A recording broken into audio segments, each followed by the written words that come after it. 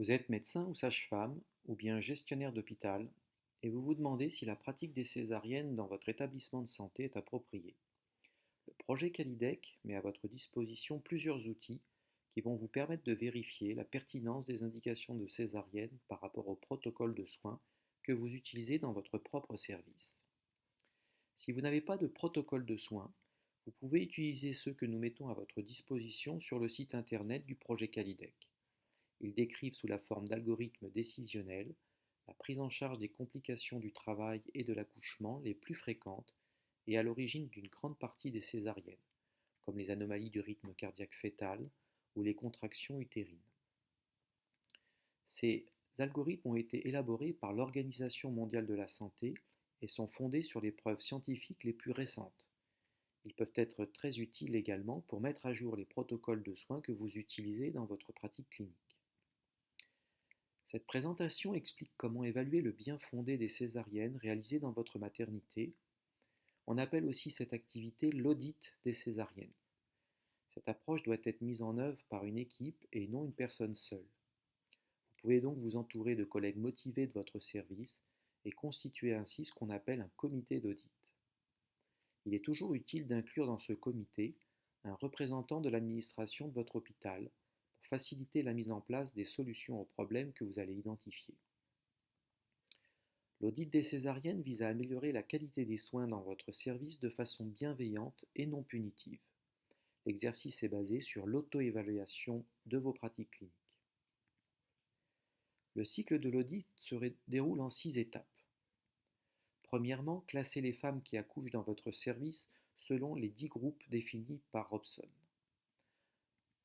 Identifiez ensuite les cas de césarienne réalisés parmi les femmes à bas risque, c'est-à-dire celles qui appartiennent au groupe 1 à 4 de la classification de Robson et dont les conditions sont a priori favorables pour un accouchement vaginal. Collectez ensuite les données médicales parmi les cas sélectionnés. Analysez la pertinence ou le bien-fondé de l'indication de chaque césarienne, puis émettre des recommandations pour éviter une césarienne dans une situation clinique similaire si l'indication a été jugée non pertinente. Et enfin, évaluer la mise en œuvre de ces recommandations. Voyons maintenant en détail chacune de ces étapes. La classification de Robson permet de classer les femmes qui accouchent dans votre service selon leurs caractéristiques, comme la parité, le mode d'entrée en travail, les antécédents de césarienne, le type de présentation, le nombre de fœtus et l'âge gestationnel à l'accouchement.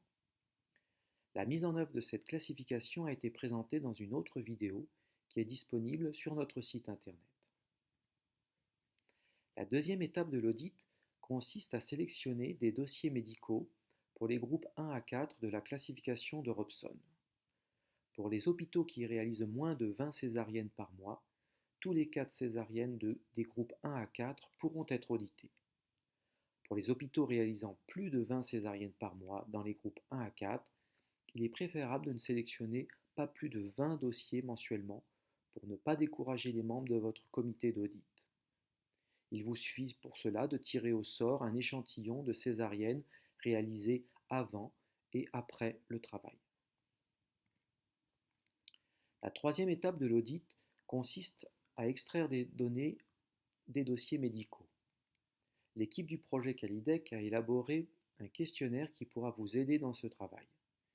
Il vous permettra de collecter des informations clés sur la patiente et son enfant, sur le déroulement de la grossesse et du travail et sur l'indication de la césarienne. Lorsque ces données ont été extraites, l'équipe du comité d'audit évalue la pertinence de l'indication de chaque césarienne en comparant les informations recueillies dans le dossier médical à la prise en charge attendue. Pour cela, les évaluateurs sélectionnent le protocole de soins qui correspond à la situation clinique du cas à auditer. Dans le cas où aucun protocole de soins n'est disponible pour une indication spécifique, le comité évaluera le bien-fondé de la césarienne selon sa propre expertise. Prenons l'exemple d'une césarienne réalisée pour défaut de progression du travail. Cette femme de 23 ans n'avait encore jamais accouché. Elle a été admise en maternité à 4 heures du matin après avoir rompu les membranes. Il s'agissait d'une grossesse unique en présentation céphalique. L'utérus se contractait toutes les 10 minutes, le col était dilaté à 5 cm et le rythme cardiaque fœtal était satisfaisant. À 6 heures, la situation n'avait toujours pas évolué. La sage-femme décidait donc de démarrer une perfusion d'ocytocine selon le protocole en vigueur dans votre service. 2 heures après, les contractions utérines s'étaient accélérées et le col était dilaté à 7 cm. Le changement d'équipe eut lieu à 8 heures. 2 heures après, la dilatation du col n'avait toujours pas évolué, selon l'examen de la nouvelle sage-femme. Il est indiqué dans le dossier que la patiente avait 2 contractions utérines toutes les 10 minutes. Le débit d'ocytocine n'avait pas été modifié depuis le début de la perfusion. Le rythme cardiaque fœtal restait satisfaisant par ailleurs. Devant un nouvel arrêt de la dilatation du col, la sage-femme a demandé un avis à l'obstétricien de garde qui a décidé une césarienne pour arrêt de progression du travail. Pour analyser la pertinence de cette indication de césarienne, nous allons utiliser l'algorithme de l'OMS intitulé Suspicion de défaut de progression du travail en phase active de la première période du travail.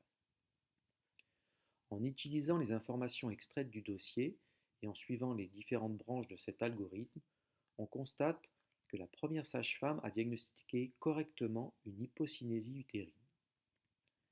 À l'admission, la patiente était en travail actif avec une présentation céphalique. La dilatation du col ne progressait pas normalement durant les 2 premières heures. Les contractions utérines étaient par ailleurs insuffisantes. Il s'agissait donc d'un défaut évident de progression du travail, en lien avec une hypocinésie utérine. Pour savoir si la prise en charge de cette hypocinésie a été optimale, il faut maintenant se référer à un second algorithme qui décrit la gestion de cette anomalie du travail. En suivant les branches de cet algorithme, on constate que la décision de césarienne a été prise trop tôt, avant même d'avoir accéléré la perfusion d'ocytocine pour traiter l'hypocinésie persistante. Avant le démarrage de la perfusion d'ocytocine, la patiente ne présentait aucun signe de rupture utérine, diagnostic auquel il faut penser devant un arrêt de dilatation du col. Devant l'activité utérine anormale, les membranes rompues et un rythme cardiaque satisfaisant, la sage-femme a démarré la perfusion d'ocytocine. Malgré cela, les contractions utérines restaient insuffisantes. Une césarienne a été décidée à ce stade alors qu'il aurait fallu accélérer le débit de la perfusion. On peut donc en conclure que cette césarienne était potentiellement évitable pour non-respect du protocole de soins.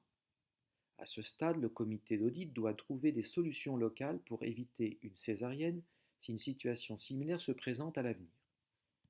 Dans cet exemple, il faut mettre en place une action pour mieux traiter l'hypocinésie utérine. Une formation des sages-femmes à l'utilisation de l'ocytocine pourrait être nécessaire dans cet exemple.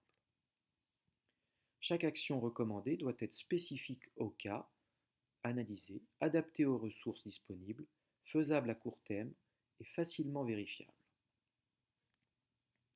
Lorsque les 20 dossiers ont été analysés par le comité d'audit, il est important d'informer toute l'équipe soignante des résultats de cette évaluation afin de sensibiliser les collègues de travail et générer des changements dans l'organisation et dans les attitudes des uns et des autres. Cela peut se faire à l'occasion d'une réunion d'équipe où les résultats sont présentés par le comité d'audit et discutés avec tous les membres du service. Il sera très utile d'inviter à cette réunion un ou plusieurs représentants de l'administration de l'hôpital pour faciliter la mobilisation des ressources humaines ou matérielles. Sur la base de ces résultats, un plan d'action sera adopté en identifiant les acteurs clés et les échéances pour la mise en œuvre des recommandations. La réunion suivante permettra de vérifier l'exécution de toutes les activités programmées lors de la réunion précédente, mais aussi d'identifier les difficultés rencontrées et discuter les solutions éventuelles pour un nouveau plan d'action plus efficace. L'audit des césariennes a été testé dans différents contextes, au Canada, en Chine et au Burkina Faso. L'impact de cette approche est globalement positif. Il a permis de réduire les césariennes inutiles sans modifier le pronostic des mères et des enfants. Pour aller plus loin, visitez le site du projet Calidec où vous pourrez trouver les différents outils que nous avons présentés ici et les résultats de nos études en cours.